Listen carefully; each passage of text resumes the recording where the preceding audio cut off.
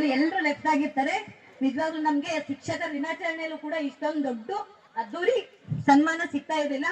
ನಮ್ ಜೀವನದಲ್ಲಿ ಗುರುಸ್ಮರಣೆ ಅವಿಸ್ಮರಣೆ ಅಂತ ಅನಿಸ್ತಾ ಇದೆ.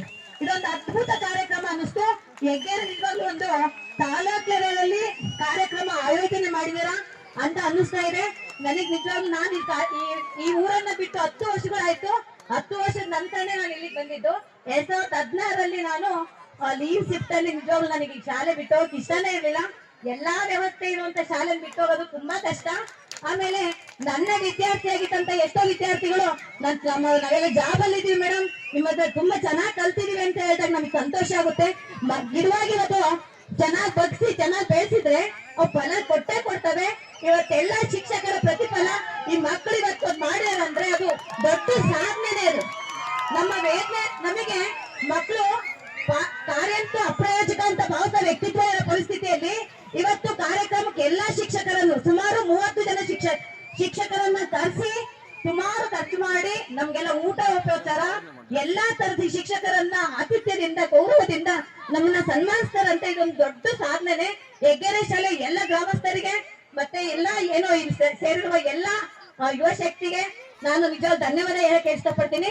ಈ ಸಂದರ್ಭದಲ್ಲಿ ಒಂದು ಸರ್ವಜ್ಞನ ವಚನ ಹೇಳಕ್ ಇಷ್ಟಪಡ್ತೀನಿ.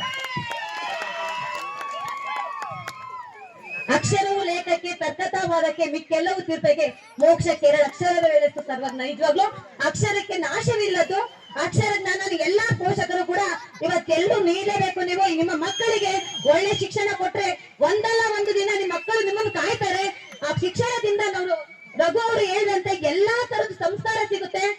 ಜ್ಞಾನದಿಂದ ಅಜ್ಞಾನದ ಕೇಡು ನೋಡೆಯ, ಸತ್ಯದ ಫಲದಿಂದ ಅಸತ್ಯದ ಕೇಡು ನೋಡೆಯ ಅಂತ ಬಸವಣ್ಣ ಹೇಳಿದರೆ. ನೋಡಿ, ನೀವು ಪುಸ್ತಕಗಳನ್ನ ಇವತ್ತೊಂದು ವಾಟ್ಸಪ್ ನೋಡಿದ್ರೆ ಅವನ್ ಪೇಪರ್ ನ ಓದಬೇಕಾದ್ರೆ ಸುಮ್ಮನೆ ಅರಿತಾನೆ. ಅವನೇನಾಗ್ತಾನೆ ಅಂದ್ರೆ ಪೇಪರ್ ಮಾರ್ತಾ ಇವನು ಮಂಡಕ್ಕಿ ಹಾಕ್ತಾರಲ್ಲ, ಮಂಡಕ್ಕಿ ಪೇಪರ್ಗೆ ಬಳಸ್ಕೊಂತಾನೆ. ಅಂದ್ರೆ ಸರಿಯಾಗಿ ಬಳಸ್ಕೊಂಡಿದ್ರೆ ಹಾಳಾಗ್ತಾರೆ. ಇನ್ನೊಬ್ಬ ಬೋರ್ಡ್ ಅಲ್ಲಿ ಬರ್ದಿರೋದು ಅಳಿಸ್ತಾನೆ. ಅವನೇನಾಗ್ತಾನೆ ಅಂದ್ರೆ ಬಣ್ಣ ಬೆಳೆಯೋದಾಗ್ತಾನೆ. ಅಂದ್ರೆ ವ್ಯವಸ್ಥಿತವಾಗಿ ಶಿಕ್ಷಣವನ್ನ ಸಂಸ್ಕಾರದಿಂದ ಪ್ರತಿದಿನ ನಾವು ಪುಸ್ತಕನ ಪೂಜಿಸ್ಬೇಕು. ನಿಜವಾದ ದೇವ್ರು ಇಲ್ಲಲ್ಲ ಇರೋದು, ನಮ್ಮ ಪುಸ್ತಕದಲ್ಲೇ ದೇವ್ರು ಇರೋದು. ಪೂಜಿಸೋದ್ ಕಲಿಬೇಕು.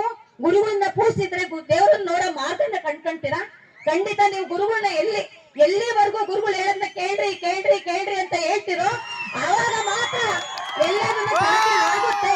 ಈ ಸಂದರ್ಭದಲ್ಲಿ ನೋಡಿ, ಖಂಡಿತ ನೀವು ನೋಡಿ, ನಾವು ಒಂದ್ ಕಡೆ ಪುಸ್ತಕ ಹೇಳುತ್ತೆ, ನನ್ನೊಂದ್ ತಲೆ ತಗ್ಸಿ ನೋಡು, ನಿನ್ನ ಮುಂದೊಂದ್ ದಿನ ತಲೆ ಎತ್ತುವಂತೆ ಮಾಡ್ತೀನಿ ಅಂತಂತಾರೆ. ಇವತ್ತೆಲ್ಲ ವಿದ್ಯಾರ್ಥಿಗೊಂದು ತಲೆ ಎತ್ತಿ ನಿಂತ್ಕೊಂಡಾರಂದ್ರೆ ಅವ್ರ ಪುಸ್ತಕದಿಂದ ಸಾಧನಂ ವಿದ್ಯೆ ಬಾಧನಂ ದ್ರವ್ಯ ಅಂತ. ಶ್ರದ್ಧವಾನ್ ಜ್ಞಾನ ಲಭ್ಯತೆ. ಶ್ರದ್ಧೆಯಿಂದ ಪರಿಶ್ರಮದಿಂದ ಮಾತ್ರ ವಿದ್ಯೆ ಸಾಧ್ಯ.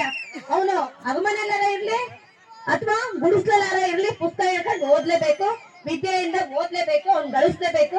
ಅದನ್ನೆಲ್ಲ ಪ್ರಯತ್ನ ನೀವೆಲ್ಲ ಇನ್ನೇನ್ ಪೋಷಕರೇ ಕುತ್ಕೊಂಡಿದಿರಲ್ಲ ಅವರೆಲ್ಲ ಪಡ್ಕೊಳ್ಳಿ. ನಿಮ್ಮ ಮಕ್ಕಳು ಕೂಡ ಒಳ್ಳೆ ಸ್ಥಾನನ ಸಮಾಜದಲ್ಲಿ ಪಡ್ಕೊಂತಾರಂತ ಹೇಳ್ತಾ ಈ ಕಾರ್ಯಕ್ರಮಕ್ಕೆ ಕರೆದು ನಮ್ಗೆ ಮಾತಾಡಕ್ ಅವಕಾಶ ಕೊಟ್ಟಿದ್ರ ನಿಮ್ಗೆಲ್ರಿಗೂ ಈ ಊರಿಗೆ ಧನ್ಯವಾದ ಹೇಳ್ತಾ ನನ್ನ ಮಾತನ್ನು ಮುಗಿಸ್ತಾ ಇದ್ದೀನಿ.